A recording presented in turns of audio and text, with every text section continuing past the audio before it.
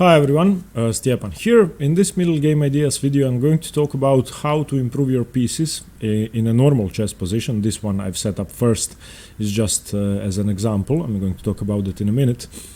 And I'm going to tell you how to maneuver your pieces, how to imagine your pieces going to their best squares or best outposts, and how to get rid of your worst piece in a position.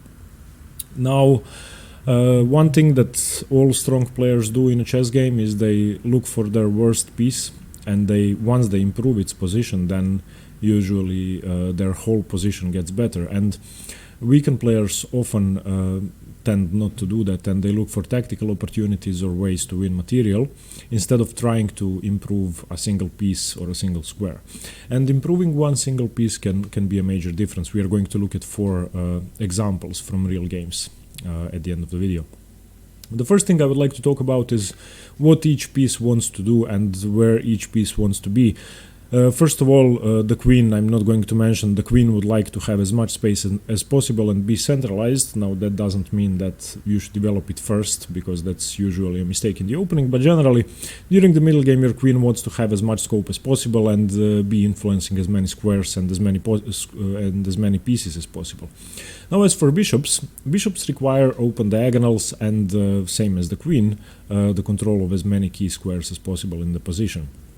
This is just a random position I've set up on the board, just to show you as an example what you have to think about with your bishops. Now in this imaginary position it's white to play. Of course you can see that he has a bad bishop. Now how to improve the bishop? On the other hand, black has a bad bishop too, so we are going to be playing for black as well. What would white like to do? If you think of bishops, a bad bishop is a bishop which is stuck behind its pawn chain, and here the pawns are on light squares, so the bishop is bad and the bishop needs to get out of that pawn chain. Now one idea I can see is playing the move d4, which tactically doesn't work because of course black can recapture and activate his bishop. On the other hand, you might be able to win this pawn here, so it might work. So tactically you would have to calculate this. So during a real game I would definitely consider the move d4. The second idea I would have during the game would be to move my king away, probably to d2, then put my bishop to d1 and bring it along this diagonal here, and this would be activating my bishop. So let's play a move. Let's say we play king to d2. Now it's black to play. What does black want to do? Black has an even worse bishop, and one idea of improving the bishop which I see might be playing the king either to c6 or to e6, playing the move d5 and after captures recapturing with the king, and then playing the move bishop to b8 to activate the bishop this way. Another idea might be to simply maneuver my bishop around to b6 and then to d8 and then to put it on this diagonal, so I would say this is the best move. Let's continue with white's plan, bishop to d1. Let's continue with black's plan, bishop to d8. And now white can activate, let's say this is the best square, bishop to f3, coming in here. Black finishes his activity, attacking the pawn.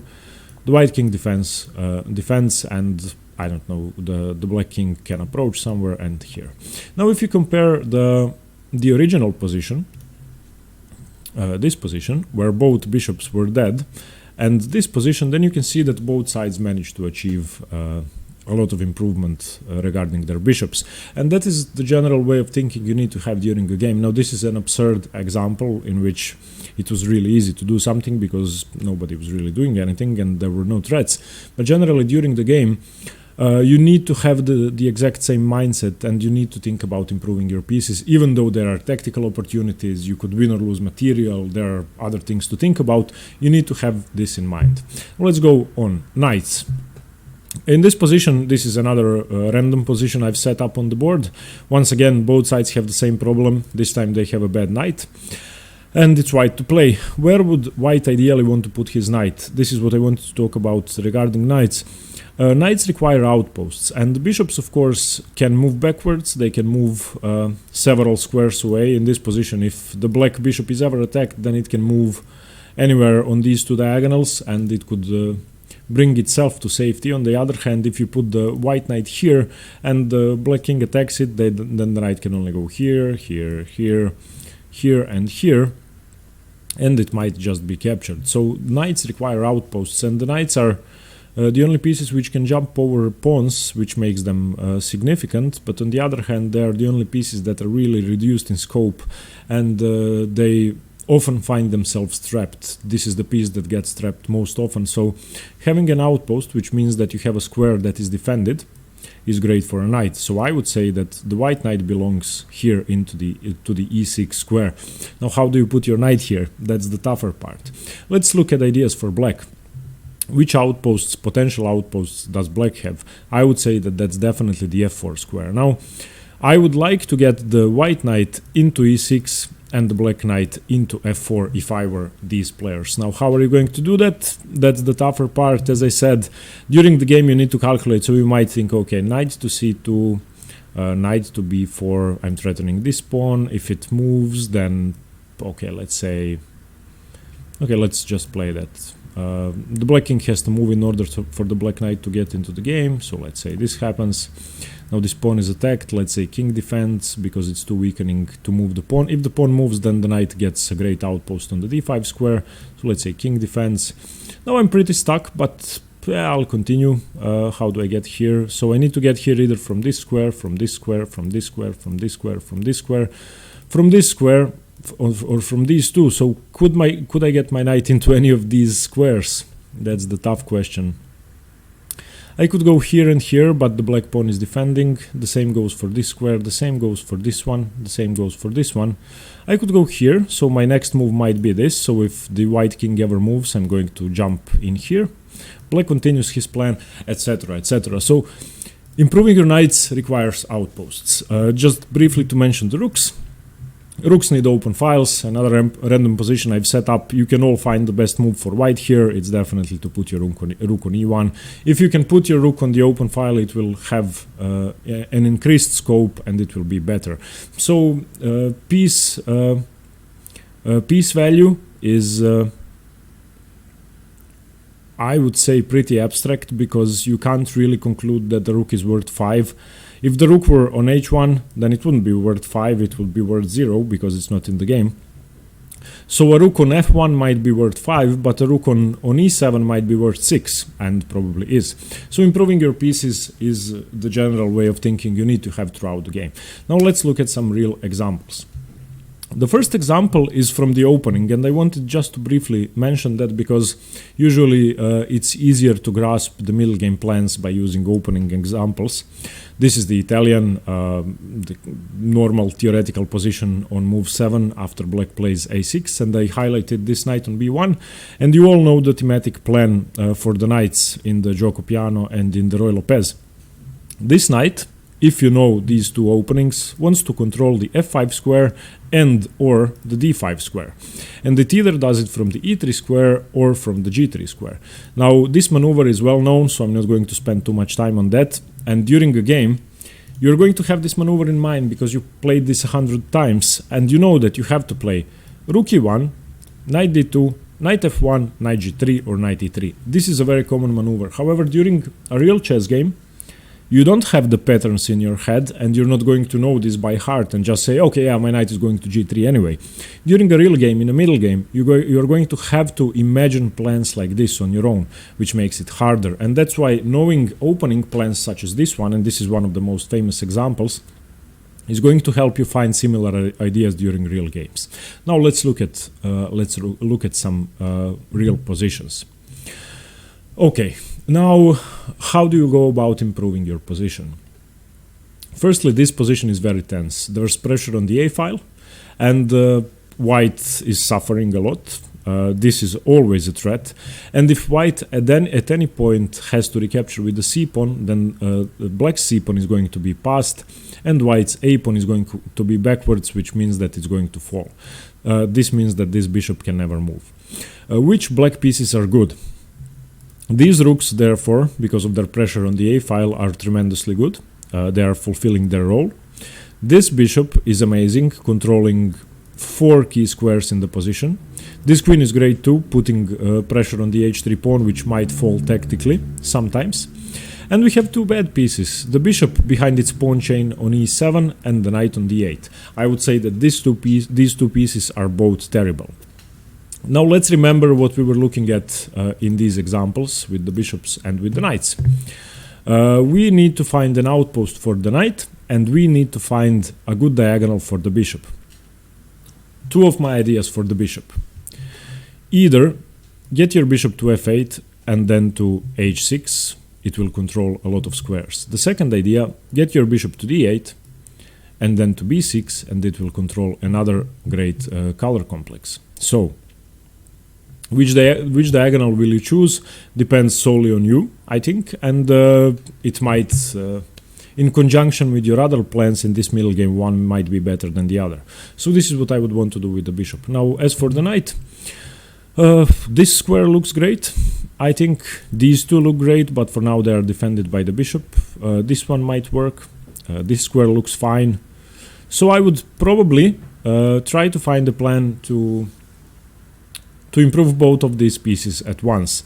Now, the player in the game chose this diagonal, chose to put his bishop on b6, and he played a great move, which looks subtle but actually solves all the issues. He played knight to f7. Now, what this does, firstly, it frees up the d8 square for the bishop, so it can go to b6 and get onto this diagonal. And secondly, it prepares to bring the knight into a much more active square, putting pressure on the h3 pawn. Now, after a few moves, white played knight to e3 here, bishop to d8, rook to f1, bishop to b6, rook a to e1. This is the position now. If you compare it to the original position, look at this bishop here and look at it here. This is a very much improved piece. At the same time, white didn't do much. So, very often in maneuvering middle games, especially in closed positions, such as this one, where the pawns are locked, you are going to have time to maneuver, and don't waste your time improving pieces which are already good.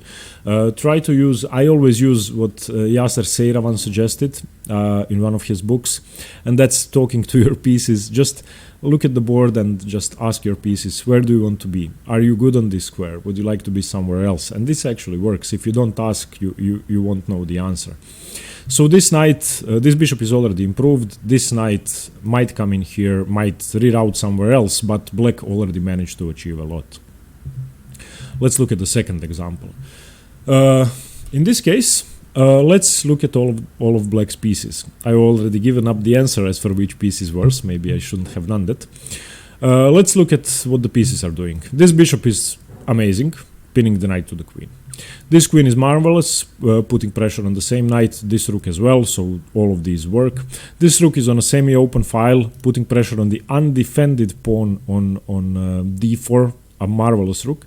And this knight, I'm not sure if it could be any better. The move f3 would weaken the position too much, lose the exchange in the process.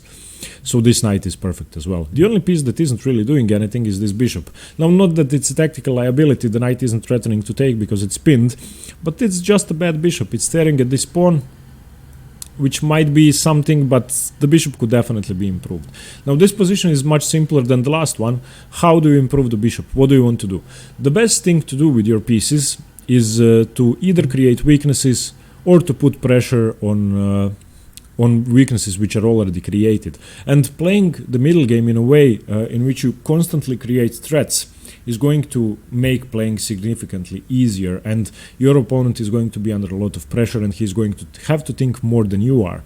So creating long-term plans for your pieces and putting them on squares where they are either provoking weaknesses, creating weaknesses, or pressuring weaknesses is the best idea. I think it's pretty clear in this position where this bishop wants to be and what it wants to attack.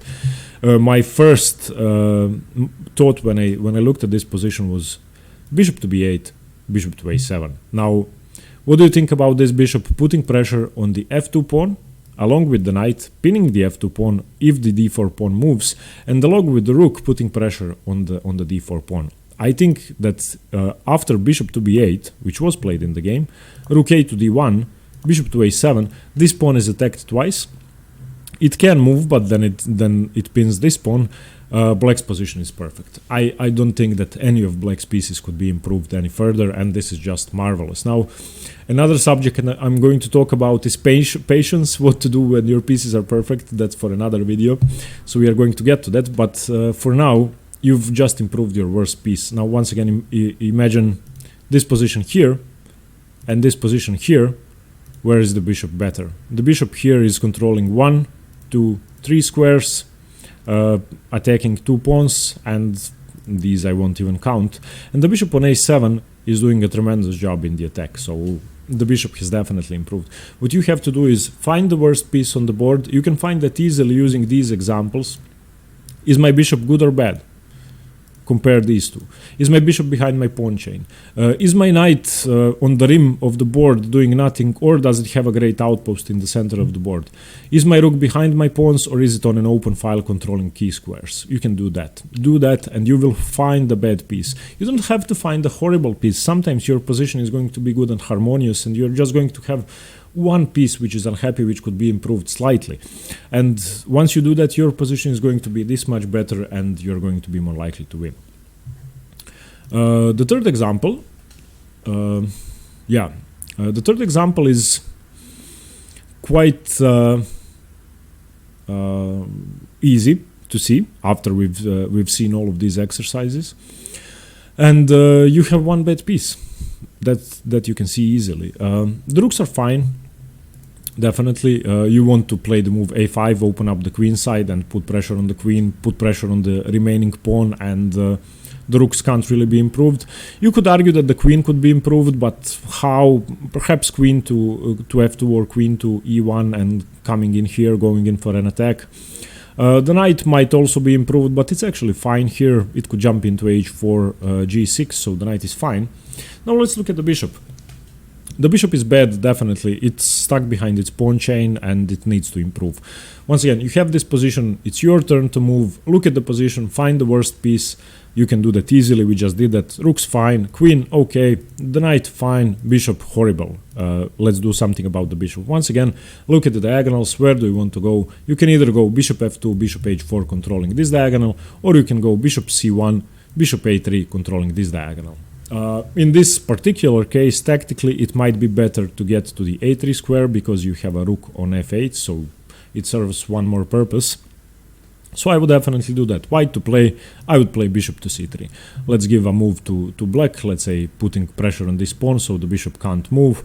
You don't really want to move your g-pawn. You can play, I don't know, queen here. And once you do this, let's give another move to black. Once you do this, your bishop has improved significantly. So remember that during a real game, you need to find a way to improve each and every one of your pieces. Once you find yourself in a middle game position, when it's your turn, I would advise you to calculate. And I've made a video on calculation and how to improve it, and I've also made a video on creating plans which can help deepen this knowledge from this video. And once it's your own move, you need to calculate. You need to think of specific moves, specific variations. Does this work? Am I losing anything? Am I winning anything? Just go. I go here, he goes here, he goes there. Just calculate. And when it's your opponent's move during a tournament game, spend your time to find plans like these. Talk to your pieces. I usually, when it's my move, I try to use my time as wisely as possible, and I try to do hard calculation without too much general thinking.